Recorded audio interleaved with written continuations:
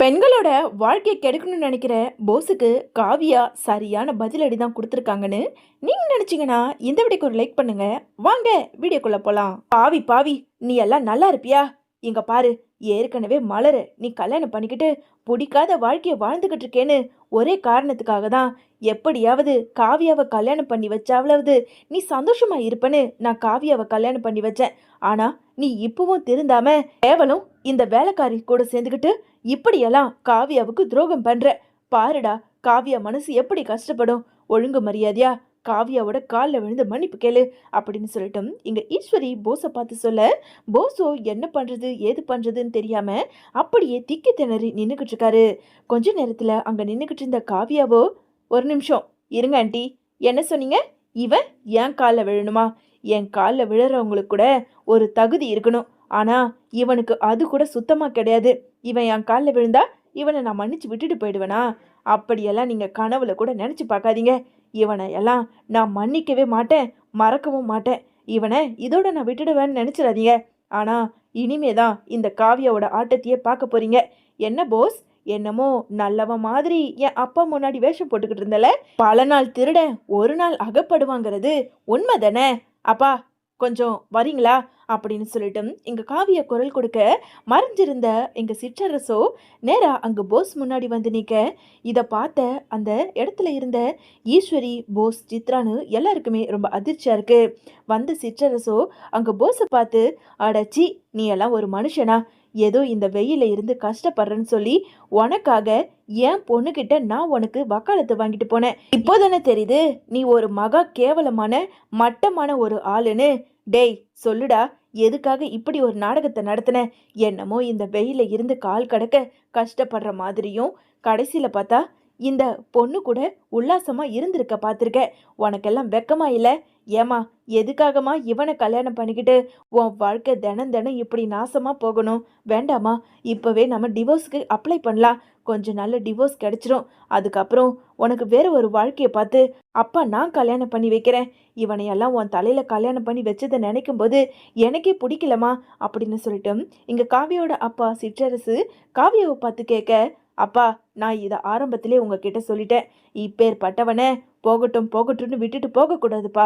இவனுக்கு சரியான தண்டனையை கொடுத்து இவனை திருத்த பார்க்கணும். ஆனா இவனுக்காக ஒரு வாய்ப்பு கொடுத்தேன். ஏன் நேற்று நைட்டு கூட இவனை ஏன் கூட படுக்க வச்சுக்கலாம். நீங்க சொன்னதுக்காக இவன் திருந்தி இருப்பான்னு சொல்லிட்டு இவன் படுத்துக்கிட்டு இருந்த கிச்சனுக்கு போனப்பா. ஆனா இந்த கேடு கெட்டவன் இப்படி ஒரு கேவலமான வேலையை பார்த்துருப்பான்னு நான் நினைச்சு கூட பார்க்கல. இவங்கிட்ட பேசிட்டு நான் ரூமுக்கு வந்ததுக்கு அப்புறம் தான் மயில் எனக்கு ஃபோன் பண்ணி சொன்னான். நீங்க வந்து அந்த சின்னையா கிட்ட பேசுறதை எல்லாத்தையும் நானும் கேட்டுக்கிட்டு இருந்தம்மா.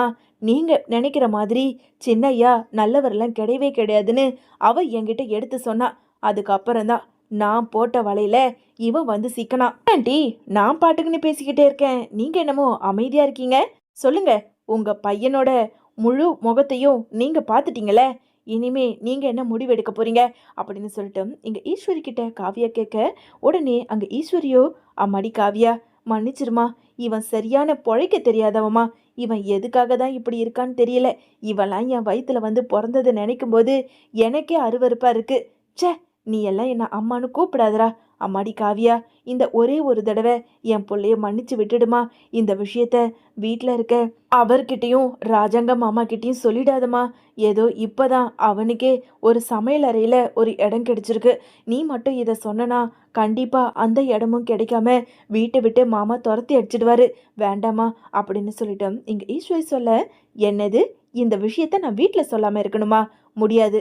இப்பவே இந்த நிமிஷமே நான் இவனோட முகத்திரிய வீட்டில் இருக்க எல்லார் முன்னாடியும் கிழிச்சு எரியதான் செய்ய போறேன். மயிலு, என்கிட்ட சொன்ன எல்லாத்தையும் உன் ஃபோனில் இருந்த வீடியோ ஆதாரத்தையும் எடுத்துக்கிட்டு இப்பவே என் கூட காரில் ஏறு. இவனை என்னமோ நல்லவன்னு வீட்டில் எவ்வளவு நாளைக்கு தான் நம்ப செய்வாங்க. இதோ என் அப்பா கிட்டேயே இவனோட முகத்திரிய நான் கிழிச்சிட்டேன்.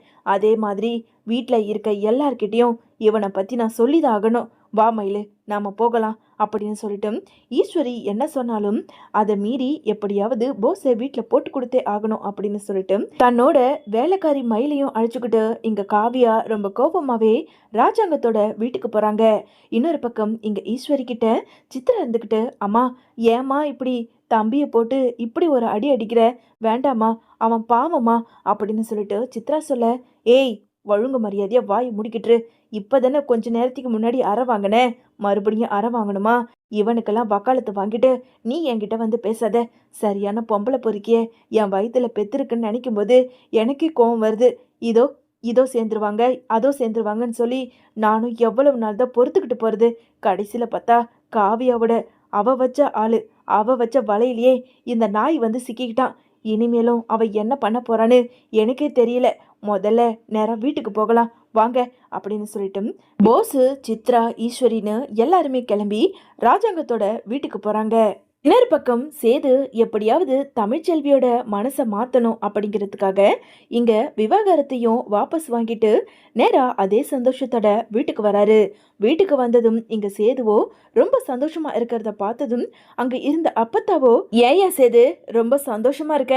ஆமா, என்கிட்ட காலையில சொல்லிட்டு போனியே உங்களோட விவாகரத்து விஷயம், அது நீ வாபஸ் வாங்கிட்டியா அப்படின்னு சொல்லிட்டு அப்பத்தா கேட்க, கூட இருந்த அங்க கருப்பு இருந்துகிட்டு, ஆமா அப்பத்தா, நாங்க போனதுல எல்லாமே வெற்றி அடைஞ்சிருச்சு. சேது கொடுத்த அந்த கேஸையும் அங்க வாபஸ் வாங்கிட்டாங்க. இனிமே இந்த விவாகரத்துன்ற பேச்சே இடம் இல்லை அப்படின்னு சொல்லிட்டு அங்க இருந்த கருப்பு சொல்ல, இதை கேட்டுக்கிட்டு இருந்த மோகனா ராஜாங்கம்னு எல்லாருக்குமே சந்தோஷமா இருக்கு. ஐயா சேது, கருப்பு சொன்னதை கேட்கும்போது மனசுக்கு ரொம்ப குளிரா இருக்கு. இதே மாதிரி எப்படியாவது தமிழ்ச்செல்வி மனசு மாறி உன்னை ஏத்துக்கிட்டு நீங்க 2 பேரும் இந்த வீட்டுல சந்தோஷமா வாழணும், அதுதான் என்னோட சந்தோஷம் அப்படின்னு சொல்லிட்டு எல்லாருமே சந்தோஷமா பேசிக்கிட்டு இருக்க அதே நேரம் இங்க காவியாவோ தான் கூட இருந்த அந்த வேலைக்காரியான மயிலை அழிச்சுக்கிட்டு ரொம்ப கோபத்தோடவே வீட்டுக்குள்ள வராங்க. வந்த காவியாவை பார்த்ததும் இங்க ராஜாங்க இருந்துகிட்டு, அம்மாடி காவியா, என்னம்மா, யார் இது? எதுக்காக ஏதோ கோவமா வேகமா உள்ள வர மாதிரி இருக்கு, ஏதாவது பிரச்சனையா அப்படின்னு சொல்லிட்டு இங்க காவியாவை பார்த்து கேட்க, உடனே காவியாவோ, ஆமா மாமா, இது பெரிய பிரச்சனை தான். என்னது பிரச்சனையா? என்னாச்சு? மறுபடியும் அந்த போஸ் ஏதாவது கேடு கெட்ட வேலையை பார்த்து வச்சுட்டானா அப்படின்னு சொல்லிட்டு இங்க ராஜாங்கம் ரொம்ப பதட்டத்தோடையும் கோபத்தோடையும் அங்க காவியாவை பார்த்து கேட்க, ஆமா மாமா, எப்பவும் நடக்கிறது தான். அந்த கேடு கெட்ட போஸ் என்ன பண்ணி வச்சிருக்கான் தெரியுமா? நானும் அவன் திருந்திடுவான், எப்படியாவது அவன் கூட சேர்ந்து வாழ கொஞ்சமாவது இடம் கொடுக்கலாம் அப்படின்னு நான் நினைச்சு மனசு மாறுற நேரம் இதோ என் கூட ரொம்ப வருஷமா எங்களோட செங்கல் சூளையில இவ பல வருஷம் எங்களுக்காக வேலை செஞ்சுக்கிட்டு இருந்திருக்கா. இவளை வச்சு எப்படியாவது அந்த போஸோட முகத்திரைய கிழிச்சு எறியணும், அவன் திருந்திட்டானான்னு பார்க்கணும்னு சொல்லி இவகிட்ட நான் பல வேலைகளை கொடுத்தேன். ஆனா அதே மாதிரி நான் விரிச்ச வலையில அந்த போஸ் வந்து வசமா மாட்டிக்கிட்டான் மாமா. இதோ இருக்காளே மயிலு, இவகிட்ட தப்பா பேசுறதும் தப்பா பழகிறதும் கேவலம் சாப்பாடு ஊட்டி விடுறதும் என்னென்னமோ பண்றான் மாமா. ஆமா மாமா, அவனுக்கே தெரியாம எங்களோட செங்கல் சூளையில கேமராவை வச்சு எப்படியாவது அந்த போஸோட முகத்திரையை கிழிக்கணும்னு நானும் பெரிய பெரிய திட்டம் போட்டேன். கடைசியில அவன் தானாவே வந்து நான் விரிச்ச வலையில மாட்டிக்கிட்டான் மாமா அப்படின்னு சொல்லிட்டு காவியா ஒன்று விடாம சொல்ல, இது கேட்க கேட்க அங்க இருந்த சேது, அப்பத்தா, மோகனா, ராஜாங்கம்னு எல்லாருக்குமே அதிர்ச்சியா இருக்கு. உடனே அப்பத்தாவோ, பாவி பாவி, அவன்லாம் திருந்தவே மாட்டான் போல இருக்கு. எதுக்காக தான் இப்படி பொம்பளை சோகம் கேட்டு இப்படி இல்லாத காரியத்தெல்லாம் பண்ணிக்கிட்டு இருக்கானோ தெரியல. அவளோட ஆத்தா மாதிரியே இவனுமே இருக்கான், இவன் திருந்தவே மாட்டான் போல இருக்கு அப்படின்னு சொல்லிட்டு இங்க அப்பத்தா புலம்பிக்கிட்டு இருக்க அதே நேரம் இங்க ஈஸ்வரி, சித்ரா, போஸ்ன்னு 3 பேருமே வீட்டுக்குள்ள வராங்க. அம்மா, நான் உள்ள வரலம்மா, உள்ள வந்தா ராஜாங்க பெரியப்பா என்னை கண்டிப்பா அடிச்சு வீட்டை விட்டு துரத்திடுவாரு அப்படின்னு சொல்லிட்டு இங்க பயந்துகிட்டே வந்த போஸை பார்த்து அங்க ஈஸ்வரி இருந்துகிட்டு, ஏண்டா நீ பண்ண வேலைக்கு உன்னை என்ன தூக்கி மடியில வச்சா கொஞ்சிக்கிட்டு இருப்பாங்க, வாடா வந்து பெரியப்பாவோட காலில் விழுந்து மன்னிப்பு கேளு, இதை விட்டா உனக்கு வேற வேலையே கிடையாது. அப்படி இல்லைன்னு வச்சுக்கோ, நிரந்தரமா நீ இந்த வீட்டு பக்கமும் வர முடியாது, காவியாவை நீ நினைச்ச மாதிரி அவ கூட சேர்ந்து சந்தோஷமா வாழவும் முடியாது. தப்பு பண்ணல, அதுக்காகவாவது காலில் விழுந்து மன்னிப்பு கேளு, தண்டனையை அனுபவிச்சுதான் ஆகணும், ஒழுங்கு மரியாதையா உள்ள வா அப்படின்னு சொல்லிட்டு இங்க போஸை ஈஸ்வரியும் சித்ராவும் வலுக்கட்டாயமா வீட்டுக்குள்ள அழைச்சிக்கிட்டு வர போஸோ தலை குனிஞ்சு நிக்கிறத பார்த்ததும், ஏ ஈஸ்வரி, இவனை எதுக்காக இப்போ வீட்டுக்குள்ள கூட்டிட்டு வந்த? இந்த கேவலமான பொள்ளைய பெத்து வச்சிருக்கே, உனக்கு வெக்கமா இல்லையா அப்படின்னு சொல்லிட்டு இங்க ராஜாங்கம் பேச, உடனே அங்க இருந்த ஈஸ்வரியோ, இதுக்கு மேல நாம அமைதியா இருந்தா கண்டிப்பா போஸ் தான் தப்பா பேசுவாரு, எப்படியாவது காவியாவை இதுல மாட்டி விடணும் அப்படின்னு ஒரு பெரிய திட்டம் போட்டுக்கிட்ட ஈஸ்வரியோ, ஐயோ மாமா, நான் சொல்றதை கேளுங்க. இதோ இருக்காளே காவியா, தேவை இல்லாம போஸை சீண்டி விட்டு இவ எப்படியாவது போஸு கூட சேர்ந்து வாழக்கூடாதுன்னு இவளா ஒரு பெரிய திட்டத்தை போட்டுக்கிட்டு இதோ இந்த வேலைக்காரிய அனுப்பி கடைசியில அவனோட பல உணர்வுகளை வெளிவர மாதிரி வச்சுட்டான். பாவம், அவனும் ஆம்பளை தானே, எவ்வளவு நாளைக்கு தான் இப்படியே தனி மரமா இருப்பான். இவளாவது கொஞ்சம் புரிஞ்சு நடந்துக்கணும் அப்படின்னு சொல்லிட்டு ஈஸ்வரி சொல்ல, அடைச்சி வாய மூடு, இப்படி பேசுறதுக்கு உனக்கு வெக்கமா இல்லை? உன் புள்ளைய தப்பு பண்ணி வச்சிருக்கான், அதை என்னமோ நியாயப்படுத்தி பேசியிருக்க. இங்க பாரு ஈஸ்வரி, உன் புள்ள இனிமே இந்த நிமிஷம் இந்த வீட்டுக்குள்ள இருக்கக்கூடாது. ஏயா சேது, போய் அந்த சாட்டை எடுத்துக்கிட்டு வா அப்படின்னு சொல்லிட்டு இவனுக்கு எப்படியாவது ஒரு தண்டனையை கொடுத்து தான் ஆகணும் அப்படின்னு சொல்லிட்டு சேது எடுத்துக்கிட்டு வந்த அந்த சாட்டையாலேயே அங்க போஸை போட்டு இங்க ராஜாங்கம் பயங்கரமாவே அடி வெளுத்து வாங்குறாரு. இதை பார்த்துக்கிட்டு இருந்த ஈஸ்வரியும் சித்ராவும் அங்க ராஜாங்கத்தோட காலில் விழுந்து, மாமா மாமா தயவு செஞ்சு என் பிள்ளைய விட்டுடுங்க, இனிமே அவன் அந்த மாதிரி தப்பு எதுவும் பண்ண மாட்டான் அப்படின்னு சொல்லிட்டு எவ்வளவு கெஞ்சினாலும் உடனே அங்க இருந்த மோகனாவோ, ஏ ஈஸ்வரி, 1000 தான் இருந்தாலும் உன் பையன் பண்ணது தப்பு. அது எப்படி கல்யாணம் ஆன பொண்ணு பொண்டாட்டி வீட்டுல இருக்கும்போது இன்னொரு பொண்ணை தேடி போக இவனுக்கு மனசு வருது? ச்சே, இதுவே சேதுவா இருந்தா கண்டிப்பா நாங்களே இந்த வீட்டை விட்டு துரத்தி இருப்போம் அப்படின்னு சொல்லிட்டு இங்க மோகனா சொல்ல, உடனே ஈஸ்வரியோ, மாமா வேண்டாம் மாமா, என் பையனை அடிக்காதீங்க மாமா, எது நீயாவது எடுத்து சொல்லு சேது அப்படின்னு சொல்லிட்டு ஈஸ்வரி என்ன கெஞ்சினாலும் உடனே சேதுவோ, சித்தி நானா இருந்தா இன்னொரு இங்கே இவனை குத்தி கொலை பண்ணி போட்டு இருப்பேன். ஏதோ அப்பாவா இருந்ததுனால தான் அவனை இப்ப அடிச்சுக்கிட்டு இருக்காங்க.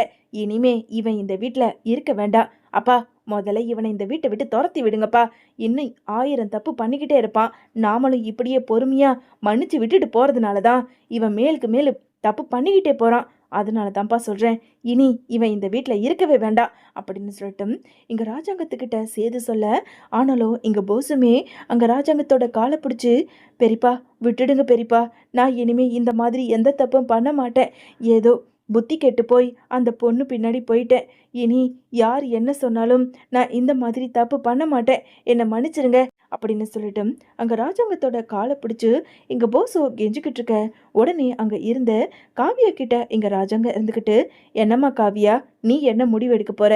நாங்க எல்லாரும் இவனை இந்த வீட்டை விட்டு துரத்தி விடலாம்னு இருக்கோம் அப்படின்னு சொல்லிட்டு அங்க காவியாவை பார்த்து ராஜாங்கம் கேள்வி கேட்க, ஆனா காவியாவோ, வேண்டாம் மாமா, இவனை இந்த வீட்டை விட்டு துரத்தலாம் வேண்டாம். இவன் மேலே மேலே தப்பு பண்ணிக்கிட்டு தான் போகிறான். அதனால இவனுக்கான தண்டனையை இந்த வீட்டில் வச்சியே இவனுக்கு சரியான தண்டனையை நான் கொடுக்குறேன். இவன் இப்போ தப்பு பண்ணி இந்த வீட்டை விட்டு போனாலும் மறுபடியும் தப்புகளை அதிகமாக தான் பண்ணுவான். அதனால இவன் இந்த வீட்டிலே இருக்கட்டும், உங்கள் எல்லாருக்கும் இவனை பற்றி தெரியட்டும்னு சொல்லி தான் நான் இந்த இடத்துல வந்து இவனை பற்றி சொன்னேன். போன போகுதுன்னு சொல்லி தான் அடுப்பங்கரையில் இவனுக்கு இடம் கொடுத்துருந்தேன். ஆனால் இனிமே இவனுக்கு அந்த அடுப்பங்கரையில் கூட இடமே கிடையாது. இனி இவன் வெயிலாச்சும் பனியாச்சும் மழையாச்சும் வீட்டு வாசல்ல தான் இவன் படுத்து தூங்கணும் அப்படின்னு சொல்லிட்டு எல்லார் முன்னாடியும் இங்க காவியா போஸுக்கு கொடுக்க போற தண்டனையை இங்க எல்லார் முன்னாடியும் சொல்லிக்கிட்டு இருக்காங்க.